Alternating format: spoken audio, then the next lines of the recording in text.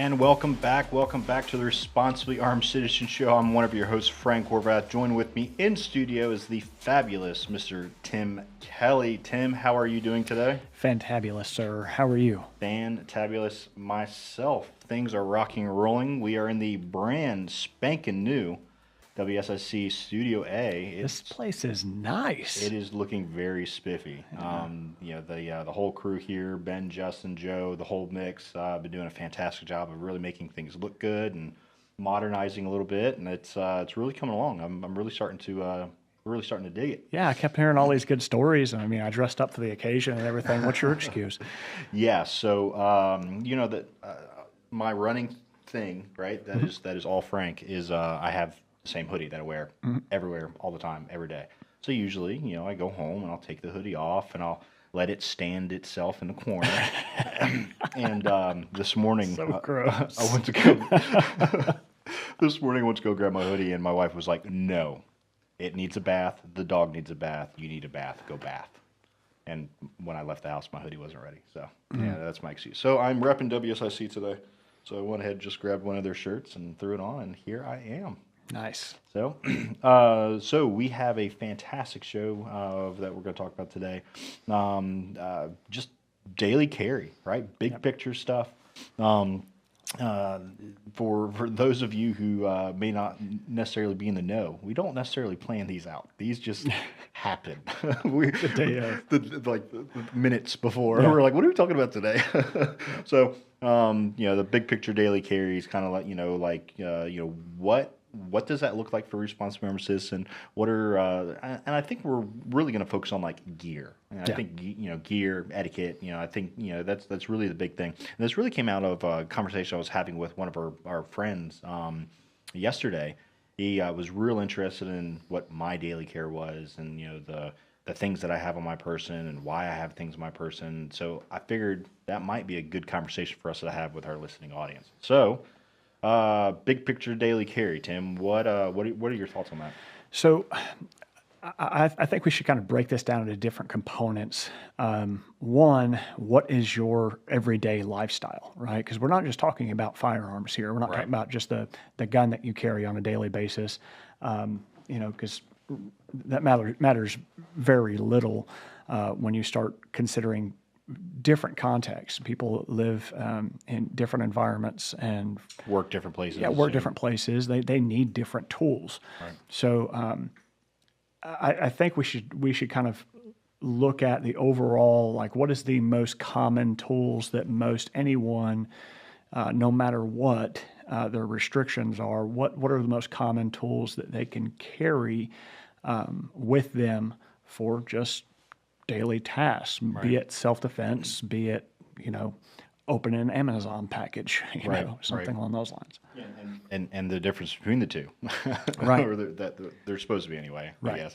But yeah, so so immediately when I start thinking about, like your everyday carry, like most, your mind goes to, okay, with stuff, like what kind of stuff's out there. But something else that I really feel like gets overlooked often is the skill set, right? So sure, you have the cool stuff. You have the cool guy stuff that you went and saw and bought, or you see somebody else that's running or YouTube or whatever it is, but you have the skill set behind being able to use that tool, if you need to. Right. And I'm not talking, super complex ninja skills or anything like that, but something as simple as OC spray. Right. People overestimate their ability to be able to deploy OC spray because they have not used a trainer, or they haven't been with a instructor who's been able to guide them on the mechanics of utilizing OC spray. Yeah. It's easy to think about, okay, just pull this thing out of your pocket, press button, and go at bad guy.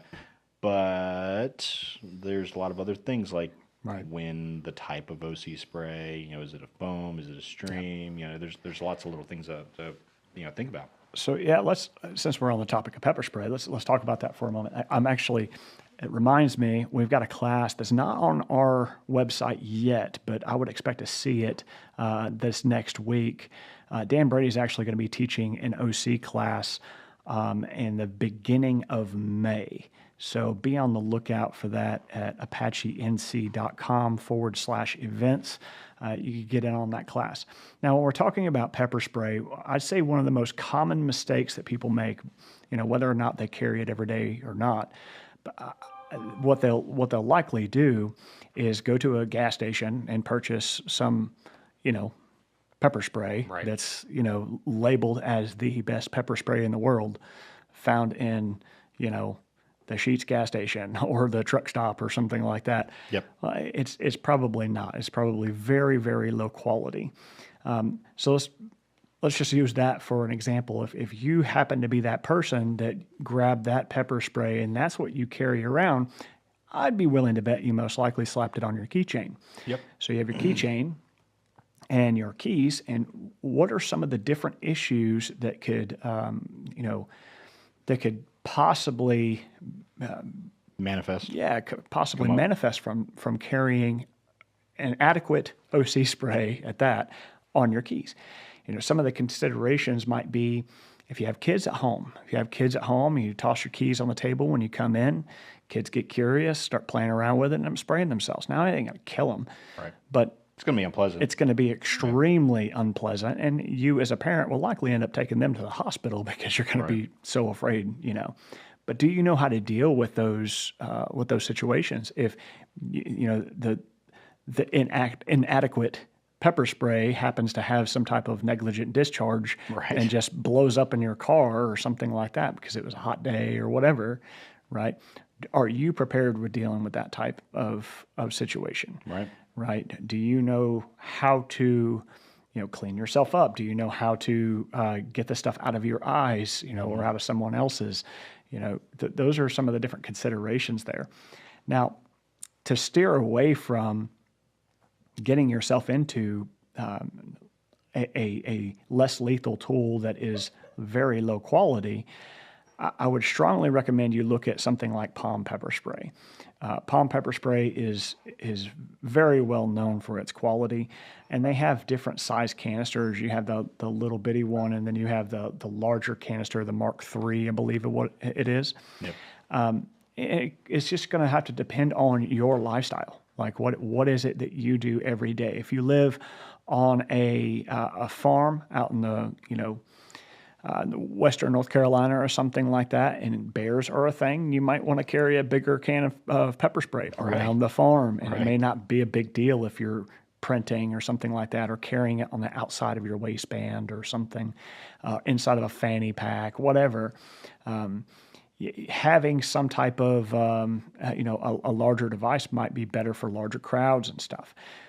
But there again, if you're a nurse in a hospital, carrying that large can of OC, that's really not going to work out the best for you. If they can even carry it in the first place. Right. I mean, there's a lot of restrictions in a lot of places about, what you can, carry and can't carry. Right. So, it's definitely something to consider. Right. But, for that, urban type area, for that mom who, goes out for a run, or dad who goes out for a run or something like that, if they're not going to be having some sort of other tool, on the person, such as like a concealed carry or something like that. Sure. Think, or, if you're just, adverse to the idea of having a concealed carry on your person for whatever reason, I think a good compromise is definitely, the OC spray, some sort of, pepper spray, something, right?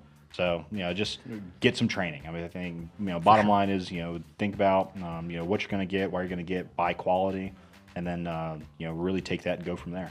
We're coming up on our break. We'll be right back.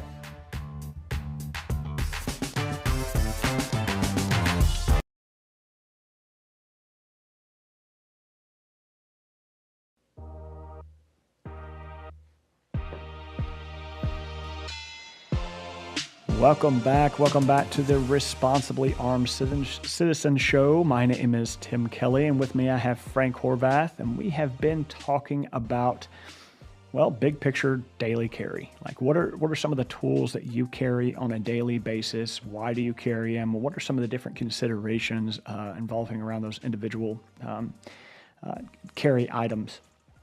Now, the last segment we talked a bit about pepper spray. I think we kind of hit on that enough. Let's move on and talk about blades. like the different types of blades and the reasons why you might carry a knife. Yeah. So, excuse me. As far as blades go, I chunked them into two categories. I got self-defense and utility. Yep. They're not supposed to cross. You're supposed to have a self-defense knife and a utility knife. Right. Or I say supposed. That for me in my world, the way that I operate.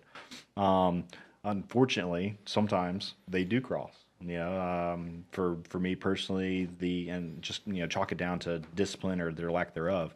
If I loan out my blade, my utility knife or something like that, or if I leave it at home or something like that, right? Just something it's not on my person, loan out to somebody, whatever it is.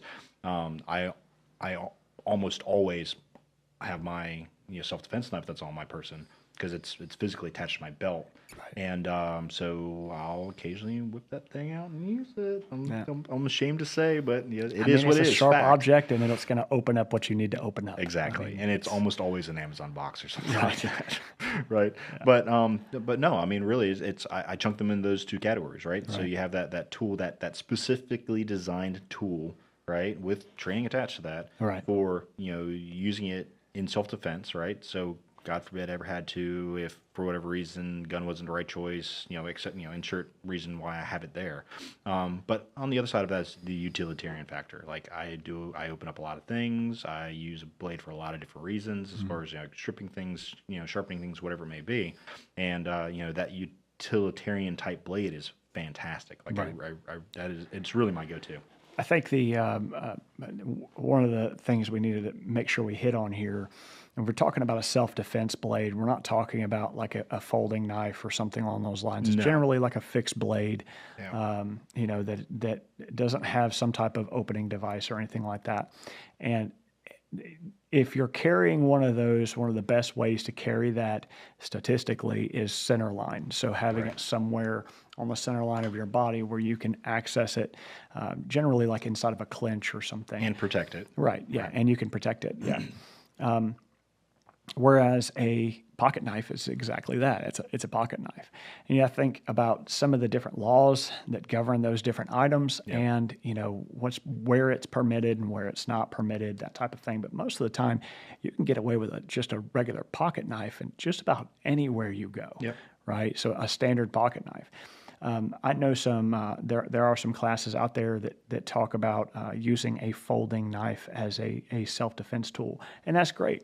But I like your approach with this, having two different blades for two different purposes, one for self-defense, another one for utility.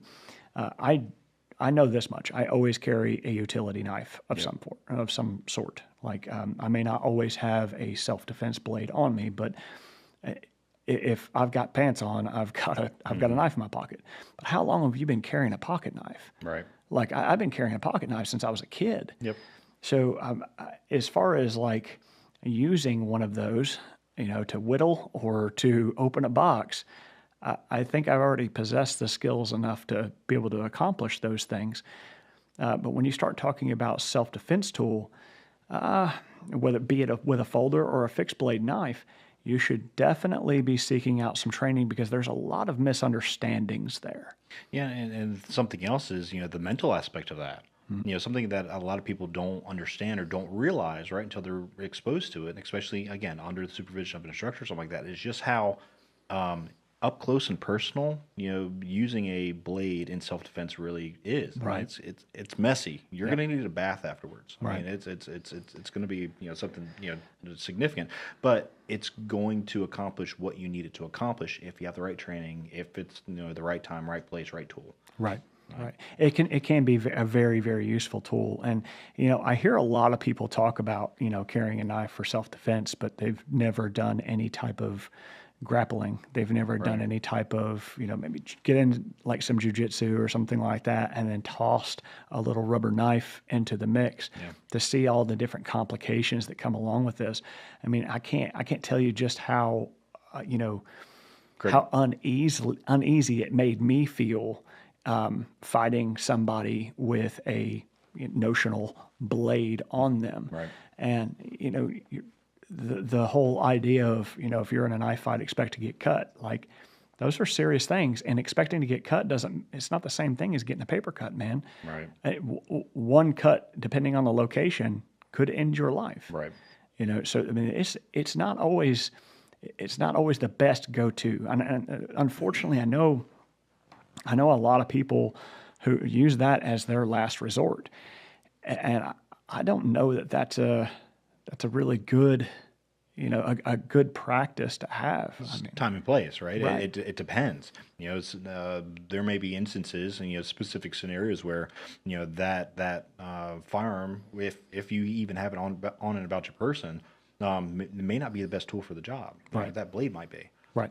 Craig Douglas is who comes to my mind when it comes to anything around a blade, any sort of physical, like man-on-man type stuff. He has some fantastic stuff that's out there. Even if you can't go and like take a course directly from him, he has this whole like video catalog of stuff on the Warrior Poet Network that is fantastic. Go get a buddy, go play. They actually just launched their own. They're very, that's right. Yeah. And so I just got into that, so I haven't got a chance to dabble with it too much. Yeah. But he's really moving in the general direction of doing a lot of online teaching. So if you don't know where that's at, that's shivworks.com, and go check out some of their products. They have all kinds of different blades. I actually just ordered a new tool from them. Did you see that? The tool. Not the, it looks like, it's a tool. Anyway, go check it out if you want to know what I'm talking about. Anyway, shivworks.com. That's shivworks.com. So other than blades and knives that you carry for every day. Well, first, before we move on, let's hit briefly on when you can carry a knife and when you can't. Mm-hmm. So like if you have, depending on your line of work, right? If you're a janitor or something like that, carrying a pocket knife's no big deal, right? And I'd wager to bet that you could probably get away with carrying a knife for self-defense.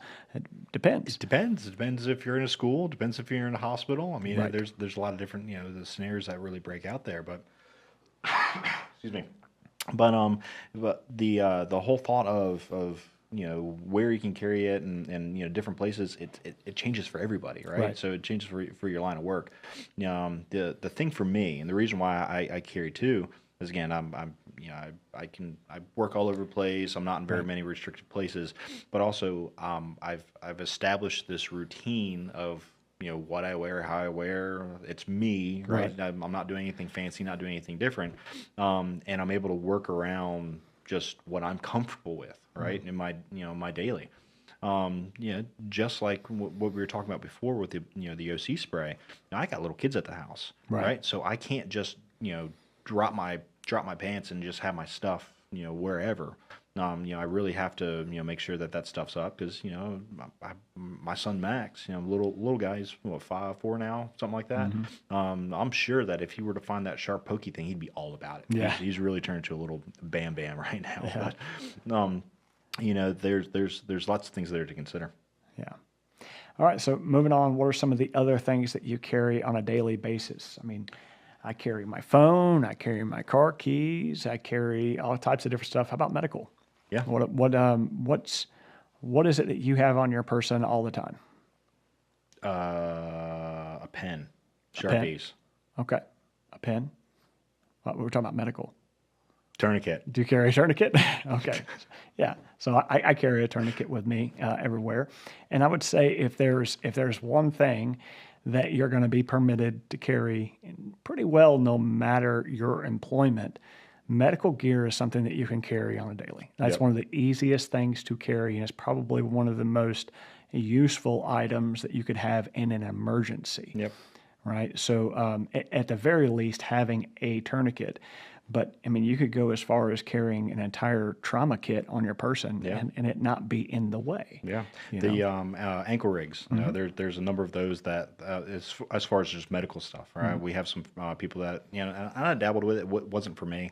With the pants that I wear and with the just shoes I normally have on, it was cumbersome. Yeah. But we have other people that we interact with who wear like those ankle type tourniquet med kits, like the whole 9 yards, and those can be effective.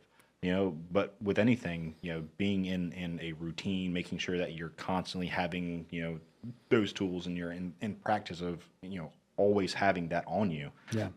Is really the biggest piece of that. Yeah, definitely. So I would say, for instance, I know it doesn't look like it, but I was on a tractor this morning. Yeah. Bush hogging a field. Businessman, farmer, brush hogging in suit. Different hats, man of many hats. But carrying a med kit out there when you're running a tractor, pretty important. Oh yeah. If you don't have something like that on you, I mean, we live around a ton of pine trees. I mean, it's the possibility of a pine tree falling on you when you're mowing next to an edge of a tree line somewhere. It's not zero. It's not zero. Right. Yeah, exactly. I mean, so you got to be careful, especially on a windy day. Branches. I got caught up in some briars yesterday, and it just ripped me apart.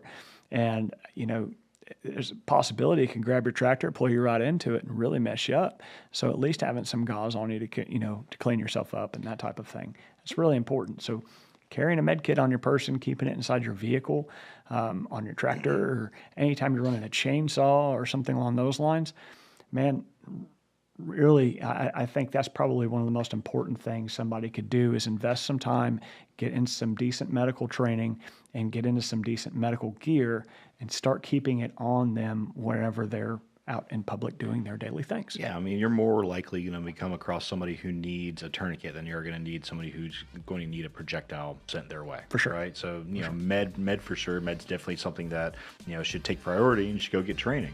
There's plenty of places out there to do that. We're on the Responsible Armed Citizen Show. We're here with Tim Kelly and Frank Horvath. We're talking about all things Responsible Armed Citizens should know. We're going to take a quick break. We'll be right back.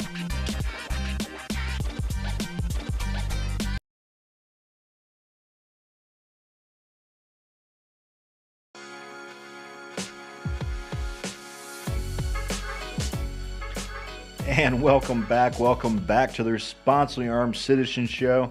We are having a fantastic conversation about everyday carry, responsible carry. We talked about OC spray. We talked about blades. We talked about a little bit about medical. Man, we're missing the big one, right? The thing that everyone immediately goes to, their guns. Yes. So, Tim, what are some thoughts when it comes to firearms? Because I have some opinions here. Like I got some big brain thoughts about this. So what's the common practice? The common practice for most folks is carry the biggest gun you can with all the ammo you can everywhere you go. That's right. I mean, I'm not saying that that's necessarily wrong by any means, but I don't know if that really fits everybody. Right. Because I've tested this before. I can carry a Glock 17 in jogger shorts and go for a run. Yep. It's not the most comfortable though, and I don't know that I really need all of that. It can be really, really distracting. Yeah. Cause some hot spots, stuff like that. Right. It's just not necessary. The biggest thing is, especially when it comes to like your everyday carry, firearms, obviously training, we hype that all the time, train with, whatever you have. But, man, if it's not comfortable, you're not going to wear it. Right. Right. And that's such a big thing. It comes up a conversation or something like that. Right. They're say, you carry your gun that way? Isn't that uncomfortable? Aren't you worried about this? Right? There's all these concerns about it. But after you start carrying and you have that discipline to doing it the same way, each and every time, and making sure you're doing whatever you need to do to make it comfortable for you, right, so that it's not constantly hurting you or digging into you or whatever it may be. For a couple of different reasons. Behaviorally, you're not picking at it, you're not even touching it, you're not thinking about it unless you need it or you're doing an administrative task or something like that. Right. But at first, when you first put that that tool on, that firearm on, like it is going to be a little uncomfortable. Right. It's different. It's new. So you're going to want to touch it. You're going to want to dig. You're going to want to move things around. But that's where, getting into quality gear, getting into an appropriate sized gun is paramount. Yeah. I can't tell you how many times when we've had somebody that came on the range, we'll say a spouse, right? Typically the wife, of the relationship will come and she'll bring this big honking heavy revolver and this very uncomfortable holster, and she doesn't know what to do because there's not much she can do. That's what she was given. Yeah, I mean, it really boils down to finding a gun that fits your way of life. Right. What your daily life is like. Your and my lifestyles are very, very similar in the aspects of I don't go to many places where I'm restricted on carrying firearms. Right. I do a lot of moving around, a lot behind the car, sometimes a lot behind the desk and that type of thing. But I don't venture off too far, right? So my lifestyle promotes pretty much whatever handgun I want. Right. Like I could, if I can carry it on me, it doesn't matter what size it is or anything like that. I can carry whatever I want. But whenever I get dressed up for a special occasion or something, and I have to wear a suit and tie, carrying my full-size Glock is going to be a lot more difficult. It's a challenge. It is most definitely a challenge. And it's honestly, it's not worth it. So you have to be able to balance those things out. Like for the purpose of concealment, we want to be able to hide the gun, and we don't want anybody suspecting you of carrying a gun. Right. Right. That's kind of the purpose of this. One of the biggest advantages you have with concealing a handgun is nobody knows you have it. Right. And you don't want to give that up. So I have to take this morning, for instance. I was on a tractor carrying a full-size Glock, and before I got dressed up into this, I had to dress more fancy. So I put on a deep concealment holster with a smaller handgun. Now, let's consider some of the changes on the gun that I made, right? So that full-size Glock has a closed emitter optic, which means that the emitter on the red dot is not going to be blocked by any debris or, if there's moisture or something Dust, like that. whatever it is. Right. I'm on a bush hog. So that might be important. Right. So that's the reason why I was carrying that particular gun. Now, the gun that I have now is more of a lower profile gun. It does have an open emitter optic, but I'm not worried about getting dust and debris inside of it right now.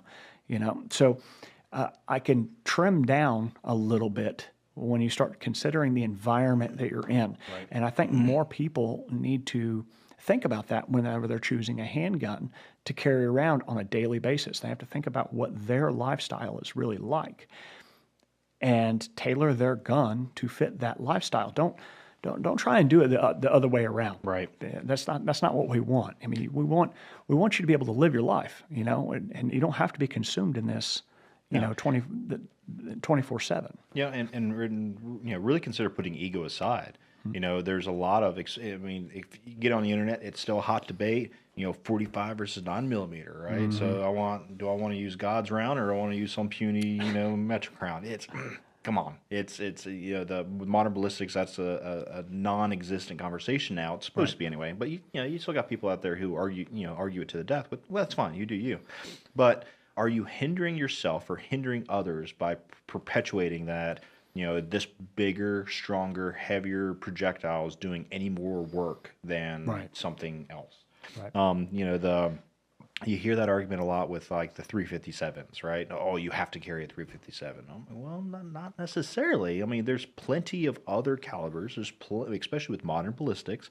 Now, in a different day and age, I might concede to that idea. Right. But today's age, with modern ballistics, there's not a whole lot of difference. Yeah. There's really not. Right. I'll argue that with almost any centerfire cartridges, almost, with some exceptions. But the thing is, like, find what fits you, what fits your hand, what fits your personality, right, and train with it. I cannot, I can't stress that enough.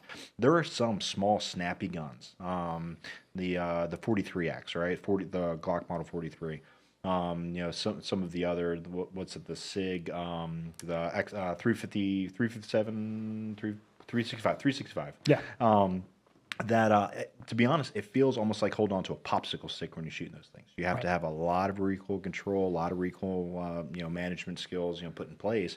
But if you just, but it fits a lot of smaller hands very well, and because of that, think, okay, this fits my hand. This is going to be good for me. You should probably go get on the range sometime, and you need to actually cycle that gun, Right. because man, the recoil on those smaller guns can be abusive. Right. They really can be. And I've met a lot of people who just they don't consider that. They're like, oh, this fits me. This is perfect. I can stick this in my pocket. I can go about do my whatever I need to. And they don't actually fire or practice or train with that particular handgun. They're in for a rude awakening. Right. If they ever do need to use it. For sure. Because again, they can be little peppy little monsters. Well, we've talked about pepper spray, we've talked about blades, we've talked about medical gear, we've talked about guns.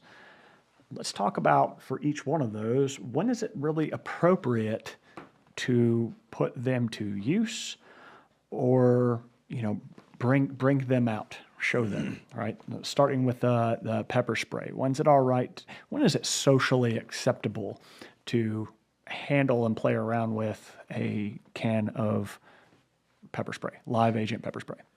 So for me, in my world, when I am trying to educate somebody or inform somebody about what I carry, why I carry it, where I carry it, things like that, I'll do a show and tell. Now I'm not just throwing it in their hands and saying, hey, press this button and close your eyes. Sure. There's some etiquette there.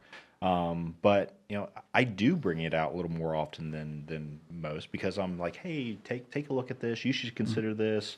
You're concerned about carrying a firearm or a blade, but have you thought about maybe carrying something like this? That's a real quick go-to for me. So I'm a little more flippant, I guess, is the word, with sharing that with other people. And I'd agree with that. I don't think that there's anything bad etiquette wise or anything unsafe or socially unacceptable with pulling out a can of palm pepper spray and showing somebody hey, check this out. It's about the size of a tube of chapstick. You can carry it on you everywhere you go, as a selling point or something like that. They have a safety on the trigger, right? If you actually use the thing and have practiced with it, that there are certain steps you're going to have to take in order to make this thing actually activate, right? And at the risk factor here too, if something were to happen, the worst thing that happens is we get some pepper in our eyes, right? And it's uncomfortable. And it's uncomfortable, right? It's not like you're going to kill somebody, Now, how about, when we talked about two different types of blades, when is it socially acceptable to bring in specifically the self-defense tool, but also the utility knife, right? So for me, in my world, I will very rarely unsheath my self-defense blade, in a public space or amongst friends or something like that. Usually what I'll do is, I'll pull my shirt back and I'll describe it or talk about what I'm doing or something like that. But very rarely will I actually take it out and use it, unless I'm breaking my own rule and using it to code a box or something like that. Now on the utility knife side, I'm way more open with using that. A buddy or somebody needs a bar or knife or something like that, then yeah, man, here you go. I'm gonna throw it at their head. But but again, growing up, you always have that knife in your pocket, so it's a lot more easy to share that around, or it's socially appropriate. Socially appropriate, right? Yeah, definitely. And medical gear, I think that kind of goes without saying. It's not, there's no dangers there or anything like that by pulling out a pack of gauze or a thing of trauma shears or a tourniquet or something like that. There's nothing socially bad there. What I really want to get to, when is it socially acceptable to talk to people about and show them your concealed carry? I honestly can't think of a reason in public. Anyway. Right. There are really, even in private. There's not. I think that it's a big social faux pas at the minimum. Not to mention the safety issues of that. Of of showing people that, doing that. Now, if I'm trying to do, and again, in an instructional type format, like if I'm trying to say, hey, this is the way that I carry, I'm not unholstering my firearm, I'm not waving it around, I'm not handing it to anybody else. I think that may be a little bit different. But as far as like in a public space, if I'm out and about, I'm not using that firearm to intimidate. I'm not using it to deter. Right. If it's coming out of its holster, if I'm showing it, it is because I feel like I need to use lethal force then and now. Right. I would really like to talk about this a little bit more. We got a break coming up, but I've got some stories I want to share of just some instances where I've run across this issue. Yeah, so when we let's get back do from the that. break, let's talk about it. All right.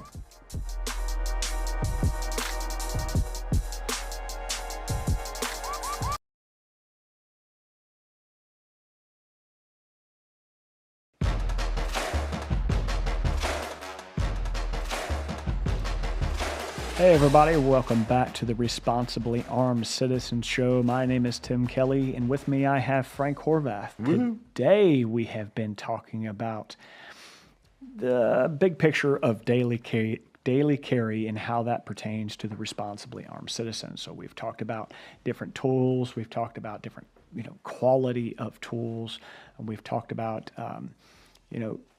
various things, everything from pepper spray to medical to knives to guns. And when we left in the last segment, we were talking about when it's appropriate to bring those items into conversation, both like vocally and physically.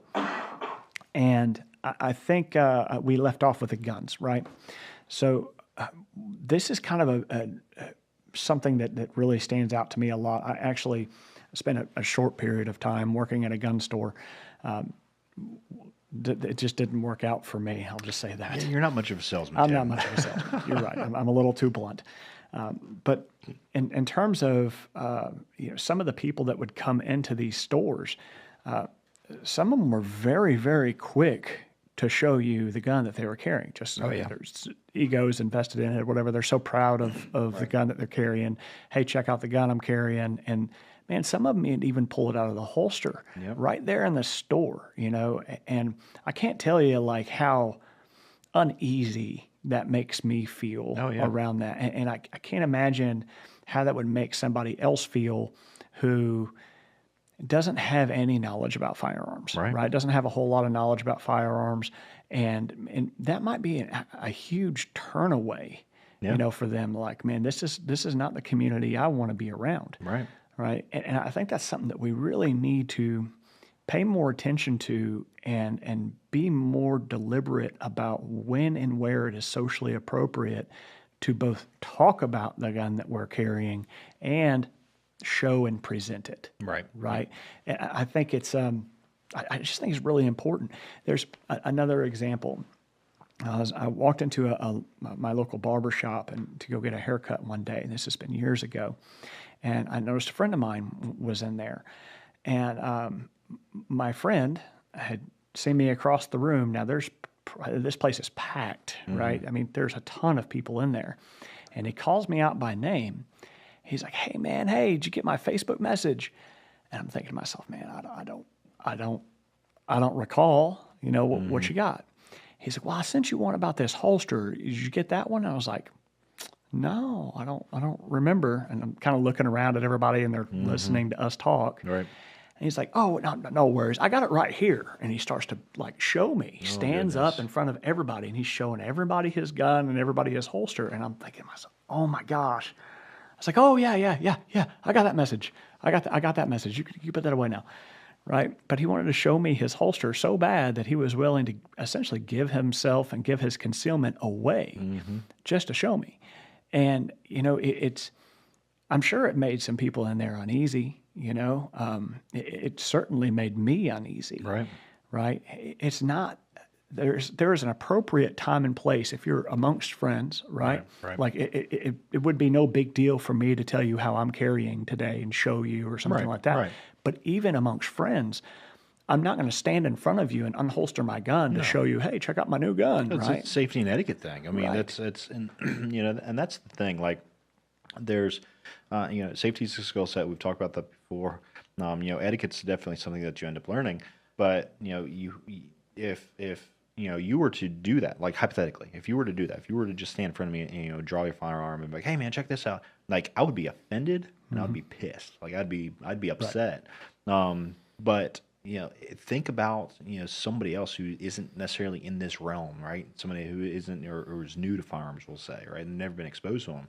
Man, their gut reaction is probably going to be fear. Right. Like they're not going to understand why you're unholstering a firearm, right, in their presence, and that's not a good way, not for the responsible armed citizen to introduce somebody to firearms. Right. I've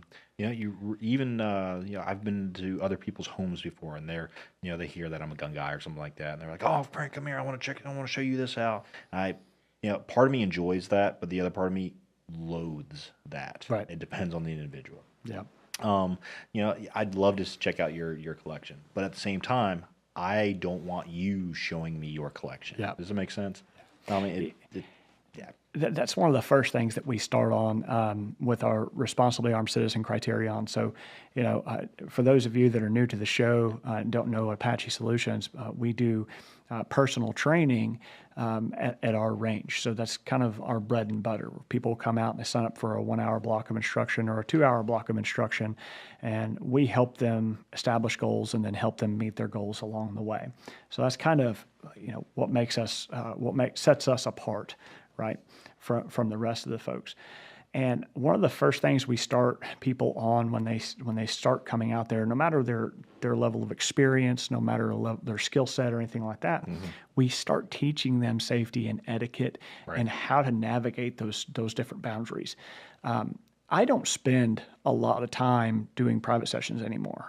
Gone are the days that, at least to my knowledge, they're going to be gone. Gone are the days where I teach 900 private sessions in a year. Now we've got instructors out on the range that are out there teaching the private sessions down there, and they're killing it. And you know how I know they're killing it? I had one of our students come in the other day. He walked into the office, talked to me about a gun that he was thinking about buying, and he said, "I'm ready to place the order, and I've been using someone else's gun." And he's asked me to leave it here in your possession until he comes by this afternoon to pick it up. And I was like, "Yeah, sure, man, no problem." I said, "Do you have it on you?" And he says, "No." He said, "I left it in the car." I said, "Okay, does it have a case?" And he says, "No. And I just kind of want your permission to be able to bring it in." I'm like, "Yeah, sure. Does it have anything?" He said, "It's in a holster." I said, "Okay, so leave it in the holster." He said, "It's unloaded too." I was like, "Okay, great.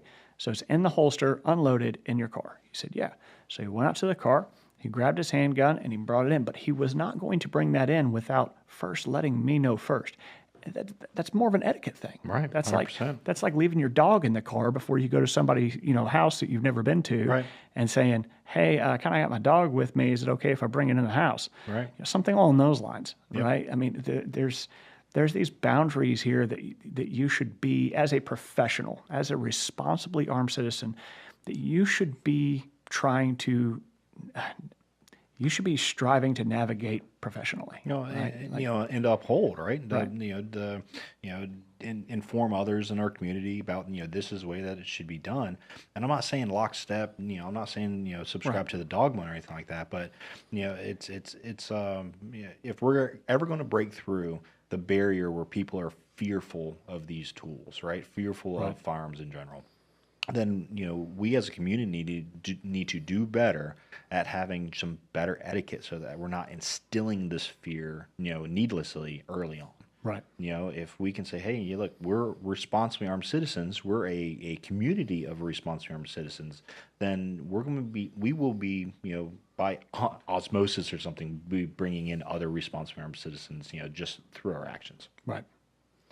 Well, man, if we're not too careful, we're going to forget about our competency of the month. So we should probably jump on that. I think we got about 4 minutes left, so might as well hammer on what we got. So first off, competency of the month is something that we put together every month, and we talk about different subjects, different competencies, and challenge everybody to learn more about that subject. So it originally started out as like an in-house project to encourage some of our instructors and our apprentices as they're coming up to, if we run across a subject that you don't know a whole lot about, then do the research and challenge yourself on it. So now we're challenging our audience to do the same. So this month's competency of the month has been home defense strategies.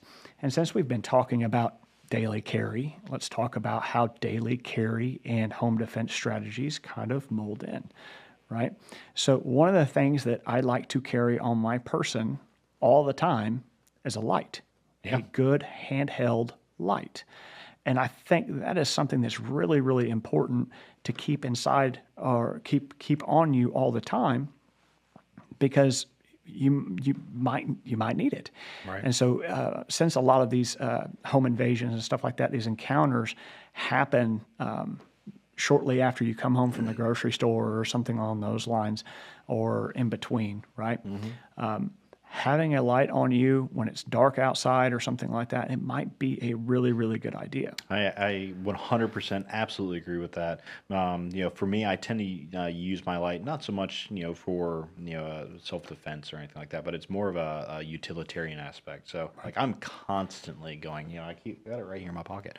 I'm constantly going to this flashlight for different things. So this Stream Light, that's the ProTech HLX, and then again, it's bigger light. I'm constantly using it, rechargeable batteries, all that fun stuff. But it's absolutely indispensable. Right? It's another one of those non-pokey, non-stabby things that's in your tool belt that you use all the time. Right. Identify what you're potentially identify what's going on. Identify what's going on outside, whatever it may be. Right. And I mean, we could talk all day about light, stuff like that. And if I was going to do that, I would say let's call Dan. Yeah, let's call Dan and Zach. And Zach Halstead, and see if we can't have a conversation about it. Maybe we should do that in a later show to talk about low light. I think that'd be a great idea.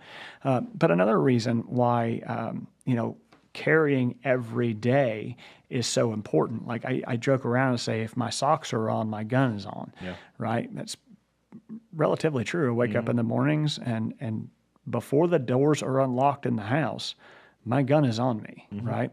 And the same thing in reverse. When I come home, at night or whatever, my gun doesn't come off unless the house is locked up, right? And so if we're talking about home defense strategies and best practices, I would encourage you to do the same. Like if it just because you just got home, is the first thing that happens shouldn't be take your gun off and put it on the nightstand or lock it up or something like that. Shouldn't be the first thing that you do. The first thing that you should do is make sure that your home is hardened first. Right. Meaning the doors are locked, everything is the way it should be. Right before you're about to go to bed. That is before that is when it's okay for you to go ahead and take your gun off of your person. Right. Yeah, and the big piece of that is not constantly living in this state of somebody's going to break in the house, right? So you need to have a place. You need to have a safe space. You need to have a place where you can decompress and not be so concerned that there's going to be a whole lot that's going on. So harden your home so that it will be difficult for somebody to enter it without permission or go from there. Yeah. Awesome, man. I really enjoyed the show today. Yeah, man. It's been an absolute blast. You're listening to the Responsibly Armed Citizen Show.